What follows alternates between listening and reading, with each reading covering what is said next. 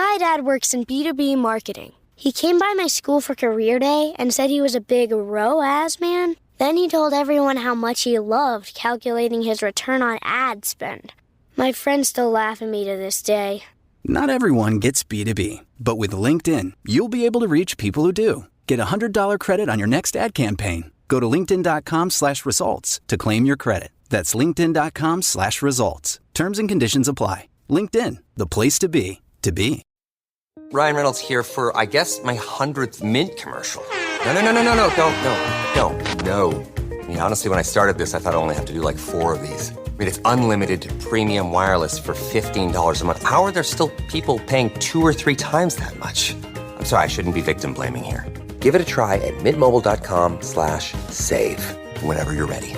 $45 upfront payment equivalent to $15 per month. New customers on first 3-month plan only. Taxes and fees extra. Speed slower above 40 gigabytes. See details. This is Optimal Finance Daily. 6 financial planning tips for single parents by Riya with thebudgetmom.com. And I'm your host and personal finance enthusiast, Diana Merriam. Now let's get right to today's post and start optimizing your life. 6 financial planning tips for single parents by Riya with thebudgetmom.com. Budgeting and financial planning are a challenge for many people, regardless of their marital or income statuses.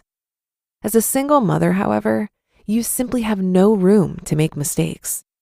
You have small lives who are dependent on you for their well-being and their future. You must find an effective way to budget on a monthly basis, as well as to prepare for the future. When you learn how to budget as a single mom and how to prepare for the future, you'll be more successful and enjoy a less stressful future with your kids. Number 1, purchase life insurance. Savvy financial advice for single women also focuses on purchasing life insurance. There are various types of coverage that you can buy, such as term and whole life. The death benefits can be used to pay for your funeral, as well as to support your children financially if you die. They can also be used to fund their college education. You can use a life insurance calculator to estimate the ideal proceeds that you need based on your current financial situation. Buying term life insurance is one of the best steps you can take to care for your kids after you pass. So you should include life insurance premiums as a necessary expense in your budget. Number 2, develop a long-term budget. Understanding how to budget as a single mom can be complex, but it's critical that you succeed in this effort. A solid and thoughtful budget includes all reoccurring and non-reoccurring expenses for a month. As a single mom, your income may vary from month to month, and some sources of income may not be reliable. For example, your ex may unfortunately not pay child support on a regular basis, and this can make it difficult to budget properly. Your budget should take into account reliable sources of income. Your budget should also be projected out over several months or even over a full year. This will help you to determine when cash flow issues may arise, and it gives you weeks or even months to plan a strategy. Consider holiday and birthday presents if the kids need braces and other non-reoccurring costs as you prepare your budget. Number 3, establish a rainy day fund. Regular savings is critical for single women, and you should adjust your spending habits so that you can afford to save regularly. As a first step, establish a rainy day fund. You may be well aware that costly expenses can arise unexpectedly in life. While you can't know when they'll occur and how much they will cost, you know that future events will inevitably occur and can cost a small fortune. You simply must have a plan in mind for paying for these expenses if you want your budget to stay on track. A rainy day fund provides you with the financial plan you need. You may begin by saving as little as $25 per pay period, but save more if you can. Over time, this account balance will grow to a healthy amount. Ideally, you want this account to have at least 6 months of your income in it. Number 4, plan for medical expenses. With kids, medical expenses are unfortunately common. Everything from well checks and sick visits to emergency room visits and more can add up. You must have health insurance in place, and you can purchase your own policy if you can't obtain coverage through your employer. The premium should be a regular part of your budget. Also, allocate a portion of your budget towards your copays, prescriptions, and more. If you happen to go a month without a doctor's visit, you can easily enjoy having extra money in your budget. However, if you do have these expenses, you'll be happy to know that you've budgeted for them. By planning for these everyday expenses, you can avoid having to consider them as stressful, unexpected expenses. Number 5, prepare for the end of life. It can be difficult to consider estate planning for children when you can barely make ends meet, but it's nonetheless important to start at the worst case scenario when preparing your financial house. The bottom line is that everyone will pass away at some point, and you simply cannot determine ahead of time when this will happen. You must be prepared for the care and financial well-being of your children when the time comes. Will and estate planning should include details about who will look after your kids, how your assets will be allocated, and when your financial assets will be passed on to your children. Also, it must include a power of attorney regarding your healthcare decisions in the event you're unable to make the decisions yourself. And number 6, prepare for retirement. Many single women stress about their inability to save as much money as they would like to. After your rainy day fund has been established, you may wonder if you should save for retirement or the kids' college education. Both require a healthy amount of money to pay for. As a mother, it can be difficult to make a selfish decision to save money for yourself when you know your kids will need money for college. However, prioritizing retirement over college is critical if you don't have money available to allocate to both.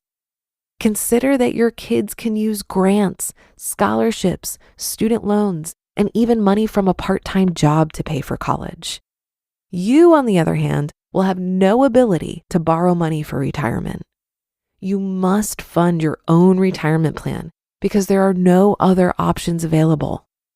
There will come a time when you no longer want to work or when you're no longer able to work, and you must financially support yourself. As you can see, there are many aspects of financial planning that single mothers need to consider. While you want to improve your budget so that you can more easily make ends meet now, you also need to plan for the future in various ways. You may need to trim down your current spending so that you can pay for life insurance, retirement savings, and more. However, by taking these steps today, you can rest easy knowing that you and your kids will be provided for now and in the future. You just listened to the post titled 6 Financial Planning Tips for Single Parents by Riya with thebudgetmom.com, and I'll be right back with my commentary. Buy low, sell high. Buy low, sell high. It's a simple concept, but not necessarily an easy concept. Right now, high interest rates have crushed the real estate market. Prices are falling and properties are available at a discount, which means F.I.R.E believes now is the time to expand the F.I.R.E flagship fund's billion-dollar real estate portfolio. You can add the F.I.R.E flagship fund to your portfolio in minutes by visiting fundrise.com/OFD. That's FUNDRISE.com/OFD. Carefully consider the investment objectives, risks, charges, and expenses of the F.I.R.E flagship fund before investing. This and other information can be found in the fund's prospectus at fundrise.com/OFD. This is a paid advertisement. This episode is brought to you by Ring cameras and doorbells. A lot happens while you're away from home. That's why Ring makes it easy to check in from anywhere. Whether you're saying hi to an unexpected guest, making sure those packages are safe, or keeping your pets company while you're out grabbing groceries, it's all a few taps away, right from your phone. Be there with Ring. Explore cameras, doorbells, alarm kits, and more right now at ring.com. According to a 2018 Prudential survey, 54% of women are the primary breadwinners of their families, and women control more than 50% of the country's personal wealth.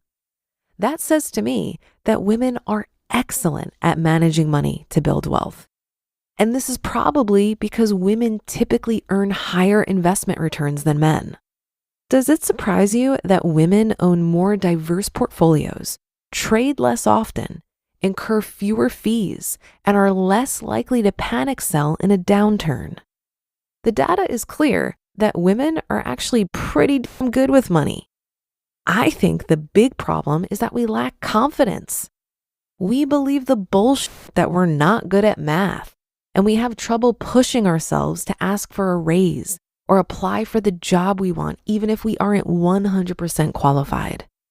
While women may have unique financial challenges driven by things we can't control, I think there's a lot we can control, including advocating for ourselves. So to the women listening to this, I'd encourage you to keep prioritizing your finances and recognize that you have more power than you might realize right now. And that should do it for another edition of Optimal Finance Daily. I'll be back tomorrow as usual, so I'll see you there on the Wednesday show where your optimal life awaits.